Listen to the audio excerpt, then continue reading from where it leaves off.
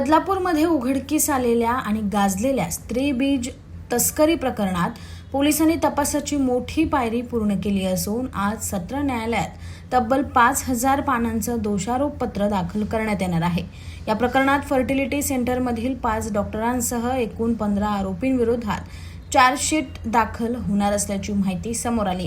आतापर्यंत या गुन्ह्यात डॉक्टर आणि एजंट अशा एकूण 8 आरोपींना अटक करण्यात आली आहे। तपासादरम्यान एजंट्सनी डोनर महिलांचे बनावट लॅब रिपोर्ट, कागदपत्र आणि सर्टिफिकेट तयार करून केवळ संबंधित महिलांचीच नव्हे तर डॉक्टरांचीही फसवणूक केल्याचं उघड झालं आहे। या प्रकरणाचा तपास केवळ बदलापूर पुरता मर्यादित न राहता उल्हासनगर, अंबरनाथ, बदलापूरसह ठाणे, नाशिक आणि बारामतीपर्यंत पोहोचला। तसेच केरळ, तमिळनाडू, कर्नाटक आणि हैदराबादपर्यंत या स्त्री बीज तस्करीचं जाळं पसरल्याचं तपासात निष्पन्न झालंय। या संपूर्ण प्रकरणाचा तपास पोलीस निरीक्षक राजेश गज्जल करत असून त्यांच्या तपास कार्यांचं पोलीस आयुक्तांकडूनही विशेष कौतुक करण्यात आलंय। सध्या या चार्जशीट नंतर आणखी कोणते धक्कादायक खुलासे समोर येणार याकडे सर्वांचं लक्ष लागलंय।